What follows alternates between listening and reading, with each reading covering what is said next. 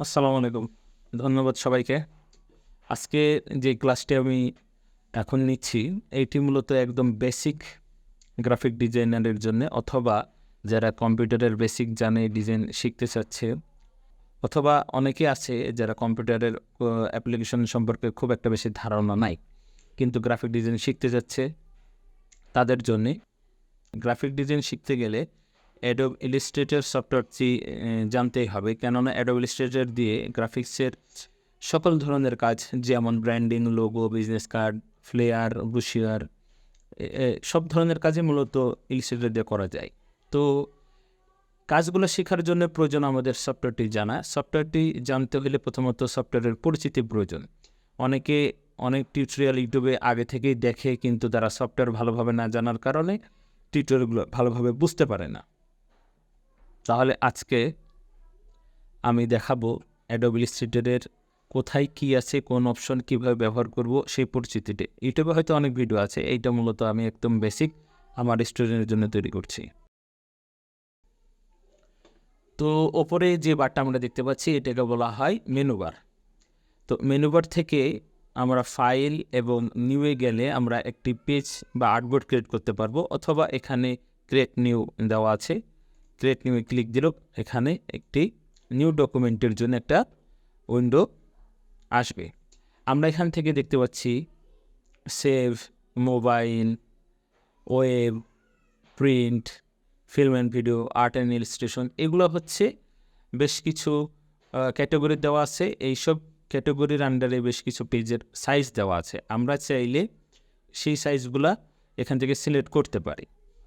মজার বিষয় হচ্ছে, আমরা যে কাজগুলো করি বেশিরভাগই ওয়েবের জন্য করি এবং প্রিন্টের জন্য করি। তাহলে প্রিন্টের যেমন লেটার, এ ফোর সাইজটা খুব বেশি পপুলার আমাদের দেশে। এছাড়া ওয়েব ভার্সন সবচেয়ে লার্জ, যেটা 1920x1080 পিক্সেল, এই সাইজটা বেশি পপুলার।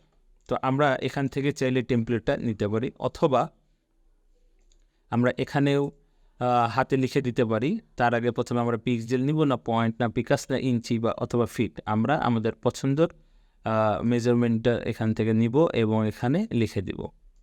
তাহলে কাস্টম হয়ে যাবে। এটা ব্লেডের মাপ, প্রিন্টের ক্ষেত্রে ব্লেড নিতে হয়। এবং কালার মোড এখানে RGB, CMYK। তো আমরা ওই ভার্সনের জন্য সবসময় RGB কালার নিয়ে থাকি। এবং স্ক্রিন রেজলিউশন আমরা হাই 300 ppi নিব। দেন আমরা ক্রিয়েটে ক্লিক দিলে একটা আর্টবোর্ড ক্রিয়েট হবে। এখন আমরা ওপরে যে বারটাকে দেখতে পাচ্ছি, এইটাকে বলা হয় মেনু বার। তার নিচের বারটাকে বলা হয় কন্ট্রোল বার। লেফট সাইডে এটাকে বলা হয় টুল বার। এটাকে বলা হয় ফ্লোটিং প্যালেট। ফ্লোটিং প্যালেটের আন্ডারে অনেক অপশন থাকে, যেমন প্রপার্টিস, কালার, সোয়াচ, টাইপোগ্রাফি, এই যেখানে পাথফাইন্ডার। এই ফ্লোটিং প্যালেটে যে অপশনগুলো, সেগুলো উইন্ডোতে পাওয়া যায়। উইন্ডোতে ক্লিক দিলে এখানে বেশ কিছু অপশন আমরা দেখতে পাচ্ছি, যেমন টাইপ, ক্যারেক্টার। এছাড়া অনেক প্রয়োজনীয় অপশন আছে, যেগুলো আমরা উইন্ডো থেকে বের করে দিতে পারি। এবং আমাদের যদি এই প্যালেট না পছন্দ হয়, যেমন এখানে অনেক অপশন আছে যেটা আমাদের খুব বেশি প্রয়োজন পড়ে না, কাজে লাগে না, যেমন লাইব্রেরি, এইটা আমার তেমন কাজে লাগে না। আমি চাইলে এটাকে সুন্দরভাবে এভাবে বের করে কেটে দিতে পারি। এইভাবে আমাদের যদি লেয়ার, কমেন্ট, এটা যেমন কাজে লাগে না, কমেন্ট এইটা খুব একটা বেশি কাজে লাগে না। এইভাবে আমরা পছন্দ মতন অপশনগুলো কেটে দিতে পারি। এবং যদি মনে করি যে আমি পুরোটাই কেটে দিয়েছি, এখন কিভাবে নিয়ে আসবো, আমরা আবার উইন্ডোতে গেলাম, এরপরে লেয়ার, এই যে ক্লিক দিলে মোটামুটি অপশনগুলো চলে আসে। এবং আমরা ঠিক এখান থেকে এইভাবে সবগুলাকেই ধরে এভাবে আমরা বড় করতে পারি, ছোট করতে পারি, চেঞ্জ করতে পারি। এবং এইভাবে এই যে যখন ব্লু কালারটা আসছে, আমরা রেখে দিলেই এইটা এখানে অ্যাডজাস্ট হয়ে যায়। এবং আমরা খুব সহজেই এইটাকে এইভাবে ছোট বড় করতে পারবো। এই যে আমাদের প্রয়োজন অনুযায়ী আমরা চাইলে এটাকে, হ্যাঁ, এখন আইকন এবং লেখা মানে নাম, এই আইকনটা কি গ্রেডিয়েন্ট, এইটা কোনটা ট্রান্সফর্ম। এইভাবে আমরা চাইলে প্রথম পর্যায়ে অবশ্য আমরা শুধু আইকন দেখলে চিনতে পারি না যে কোনটা কোন অপশন। সো আমরা চাইলে এভাবে রাখতে পারি, এটা আমাদের বুঝতে সুবিধা হয়। তাছাড়া আমরা যদি এটাকে এক্সপান্ড করি, তাহলে আমরা ফুল ভিউটা দেখতে পাবো যে আসলে কোনটা কি অপশন আছে। তো এভাবে আমরা রাখতে পারি। আবার আমাদের এই যে এখানে যে বারটা মেনু বারের নিচে আছে কন্ট্রোল বার, এই কন্ট্রোল বারটা অনেক সময় পাওয়া যায় না। কিভাবে পাওয়া যায় না? উইন্ডো থেকে যদি আমরা এখানে উইন্ডোতে আমরা দেখতে পাচ্ছি যে প্রথমের দিকেই কন্ট্রোল এইটা টিক দেওয়া আছে, চেক মার্ক দেওয়া আছে, আমরা এটাতে তুলে দিই। এটা নাই, অনেকের এইটা থাকে সমস্যা যে তার কন্ট্রোল প্যানেলটা খুঁজে পায় না, তখন সে কোনো ডিজাইন করতে গেলে কালার দিবে কোথা থেকে অনেক সময় পারে না, খুঁজে পায় না। তো আমরা উইন্ডো থেকে সহজেই কন্ট্রোল প্যানেল বের করতে পারবো। আবার এটাকে বলা হয় টুলবার, এই টুলবারটাও থাকে আবার থাকে না। সেইটা কিভাবে? যেমন এখানে উইন্ডো থেকে যদি আমি অ্যাডভান্সে এইটা চেকমার্ক তুলে দিই, টুলবারটা হারাই গেল। তা আমরা খুব সহজে আবার উইন্ডো থেকে টুলবার, অ্যাডভান্স বা বেসিক, অনেকের বেসিক থাকে, বেসিক থাকলে অনেক সময় অনেক টুল সে খুঁজে পায় না। সো উইন্ডো থেকে টুলবার এবং আমরা যদি অ্যাডভান্সে ক্লিক দিই তাহলে বেশ কিছু অপশন চলে আসে। তো আবার আমি যদি শুরু থেকে বলতে চাই, এই উপরেরটাকে হচ্ছে মেনু বার, নিচেরটা কন্ট্রোল বার, এটা টুলবার, এই সাইডটা ফ্লোটিং প্যালেট, প্যালেটের আন্ডারে অনেক অপশন থাকে, মাঝেরটা আর্টবোর্ড। এবং আমরা যদি কন্ট্রোল কিবোর্ডের থেকে শর্টকাট কন্ট্রোল আর প্রেস করি তাহলে একটা রুলার আসে, আবার কন্ট্রোল আর দিলে রুলারটা হাইড হয়ে যায়। কন্ট্রোল আর, এই যে রুলার, রুলার দিয়ে আমাদের অনেক সময় গাইড নিয়ে কাজ করতে হয়, এইটা হচ্ছে রুলার। তো এই মূলত আমাদের ওয়ার্ক স্পেস, এটাকে বলা হয় ওয়ার্ক স্পেস। স্পেসটাকে ছোটো করার জন্যে কন্ট্রোল মাইনাস যদি দিই তাহলে জুম আউট হবে, অথবা কন্ট্রোল প্লাস দিলে জুম ইন হবে। তো এইটা হচ্ছে আমাদের আর্টবোর্ড, আর টোটালটাই হচ্ছে একটা ওয়ার্ক স্পেস। আমরা আমাদের পছন্দ মতন ওয়ার্ক স্পেস সাজাতে পারি। উইন্ডোতে যদি যাই তাহলে এখানে আমরা প্রথমেই ওয়ার্ক স্পেস নামের একটা অপশন দেখতে পাবো।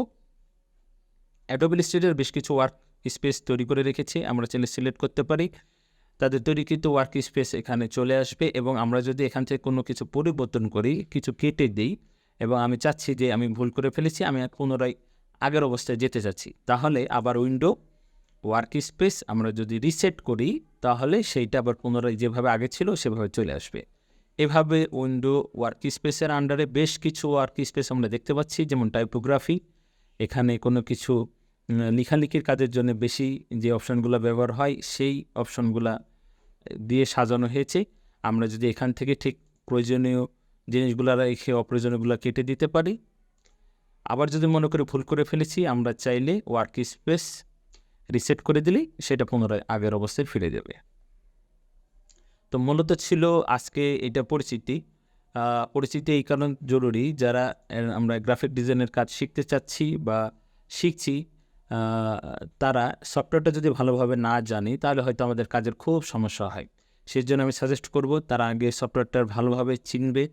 সফটওয়্যারটা চেনা থাকলে তারা টুলস, অপশন, কিবোর্ডের শর্টকাট এগুলো জানা থাকলে তার কাজ সহজ হবে, এবং যে কোনো ভিডিও টিউটোরিয়াল দেখলে সে কাজগুলো করতে পারবে।